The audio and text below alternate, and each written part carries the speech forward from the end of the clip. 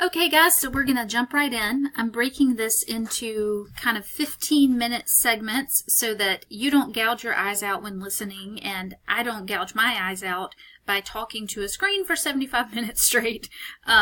So here we go. This is going to be kind of part one. And this material for week 4 covers chapters 4 and 5 in the text. Why do we need a welfare state? Thinking about the conditions of market failure and social failure that might require government intervention. So we've already talked about market failure a good bit, and that first bullet point here on the slide does kind of cover that, right? That free markets, in order to be at equilibrium, to pump out the right prices, the right supply, the right demand, the right number of jobs, etc., require perfect competition. And that perfect competition includes perfect information, low barriers to entry or no barriers to entry in the market, and no monopolies. There's one other type of market failure, though, that you need to know about as we start to get into policy solutions and policies themselves. And that is the failure of the market to provide public goods. Okay? There are some goods that a market just won't produce. And those are what we think of as public goods. Public goods are non-exclusive or non-excludable. Either term is okay. That means you can't prevent someone from getting it. That also means you can't charge for it. And public goods are also non-rivalrous, meaning that you can jointly consume them. That is, my consumption of the good doesn't hurt or prevent you from consuming the good. Okay? Public goods fall into 2 basic categories, 2 types, and the government addresses each of them differently, depending on what type of public good we're talking about. The first one is a common pool good. A common pool good is a public good that is non-excludable, meaning that you can't exclude somebody from it, but it can't be jointly consumed, so it is rivalrous. If you've ever heard of the tragedy of the commons, that is a common pool good example. So the best example of this is Central Park in New York City, or any public park really, but Central Park is kind of the classic, right? The private market would not provide Central Park, not as it is today. If the private market controlled Central Park, it would be divided up into beautiful condo developments with parks views, and you certainly could not have everybody consume them. And in fact, in that case, you could actually exclude people because you could drive up the price, right? And so what happened is that the state of New York and in New York City determined that it was important enough to have Central Park as a public space that government coordinates its use, basically makes it available to the public. And coordinates use of that space as well. This is to prevent our common pool resources from being depleted. So other examples would be, when government coordinates and gives fishing licenses to prevent depletion of particular fish species or populations. And then also clean air and clean water regulations, right? That is government coordinating environmental policy to make sure that we all have access to the common pool good of clean air and clean water. Okay? So when we're talking about provision of common pool goods, when the market fails to provide those goods, the government may coordinate those goods. The other type of public good is a pure public good. And in this case, the government is not just coordinating the good, but they are actually providing the good. These goods are both non-rivalrous and they're non-excludable. These are goods, in other words, that wouldn't be provided at all without government, because the private sector has no incentive to provide them from anyone or for anyone. Society and government decide that these are goods that are worth providing for some social or value-based reason, and so they undertake the provision directly themselves. A perfect example of this is public education. The private market would have no incentive to provide education for everyone, right? Proof in the pudding is that we have private schools. If the government didn't provide public education for everyone, everyone would have to pay for it on the private market. Of course, people would be excluded from it then because they can't afford it. And their consumption would also be rivalrous, right? There are only so many seats in each private school to go around. So my consumption of the good would harm your consumption of the good. Other examples include public safety, right? Same goes for police and fire protection. Without government provision, you would have to essentially buy a security service and buy a fire service or a EMT service or subscribe to an EMT service. And of course, the most classic example here is defense, government provision of common defense. Otherwise, again, you would the private market wouldn't provide that. You would have to pay for it on the market by subscribing to a militia or hiring a security force.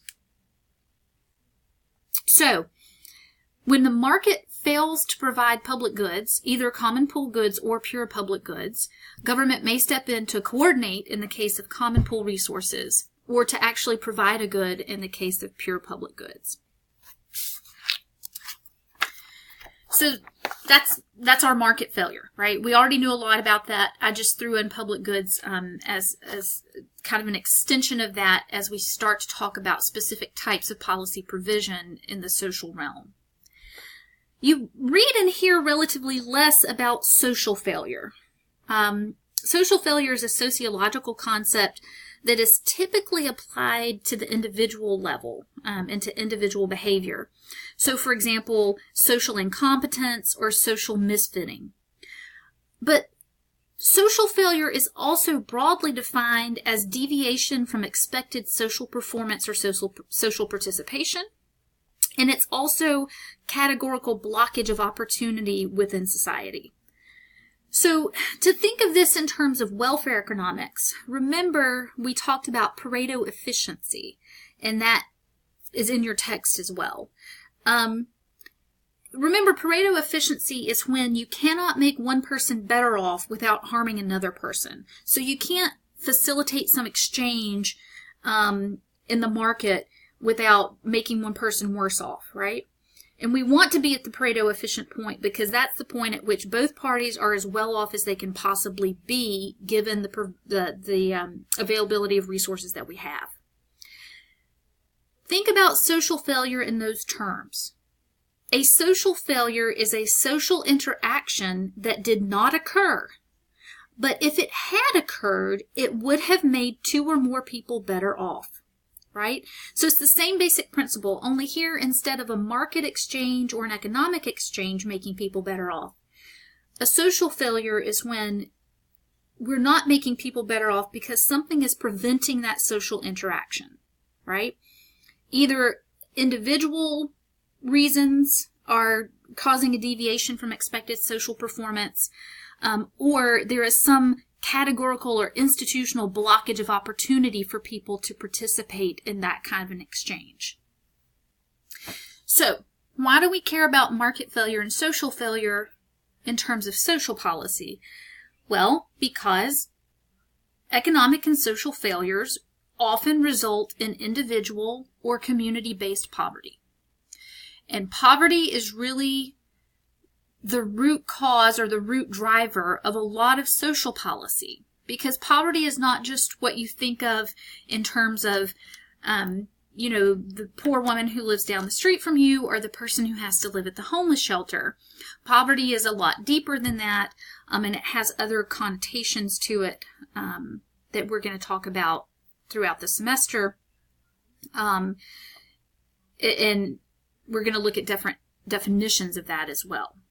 Okay, so first, let's get into some of these conceptual and technical definitions of what poverty is, right? So there are two conceptual definitions of poverty. The first one is absolute poverty, and that's what most people think of when they think of poverty, right? Absolute poverty is when you have a shortage of commodities or basic needs for survival. In other words, you cannot procure for yourself food, clothing, and shelter. Everybody understands that's poverty. Your basic needs for survival are not being met. The other conceptual definition of poverty is relative poverty. And we kind of mentioned this in class a little bit, but I want to go into it a little more in depth here. Relative poverty is really the idea that an individual or a community is deprived of goods and services that other members of society or other communities take for granted, right? That means then that there's some inequality in the distribution of income, goods, or opportunities. That inequality could be because of lack of access to education and employment. It could be because of lack of human capital and social capital. But there's some barrier that is preventing individuals from being able to secure the goods and services, again, that other members of society take for granted. So I know I mentioned this in class. It might have been the class right before everybody evacuated, and so that was, a lot of you weren't there. But let me just mention it again. This is kind of the cell phone debate, right? So you'll often hear people say, why is this person using SNAP benefits at the grocery store, but they have an iPhone in their hand? Okay, so this is a question as to whether a cell phone is a good or service that our society takes for granted. In other words, it's something that almost everybody has.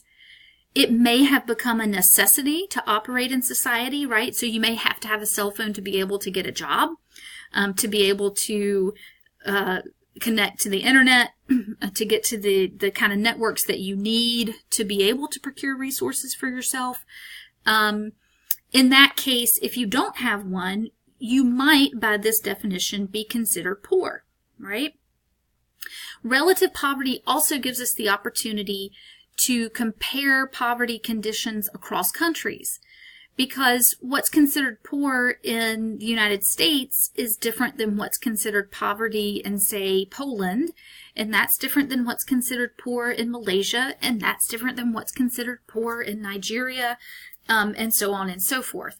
So when we think about relative poverty, right, how many Americans are poor compared to the number of Americans, the number of Nigerians that are poor, right?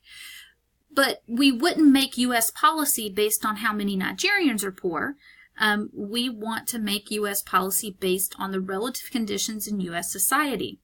The same would be true across states in the United States, right?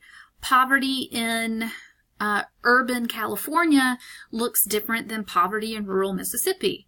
And so often we want to think about policy making in terms of that relative poverty instead of one national poverty number. Of course, those are conceptual definitions, right? We have very specific official definitions of poverty here in the United States. We have two of them, really three, but we have two for formal purposes, right? The first one is the poverty threshold, right? What you would commonly refer to as the poverty line. That measure is primarily used for statistical purposes and demographical purposes, right? So it is used basically to say, this is the poverty rate in the United States. This is how many people live in poverty. It is determined by family size and by the age of members in the family. In 2018, the poverty line for a family of 4 in the United States was $25,283. We also calculate, using that poverty threshold, something called the poverty guideline. The poverty guideline is what is actually used to establish eligibility for social welfare benefits across a wide variety of programs. Poverty guidelines tend to be a little lower on average than the poverty threshold. They do not take into account the age of adults in the household or the number of children in the household. So only the number of family members, not the ages of those family members. And they also vary by geography, okay? The 48 contiguous states have one poverty guideline, Alaska has one, and Hawaii has one. So that is the official program eligibility number. that we use to say how many people are eligible for a particular program.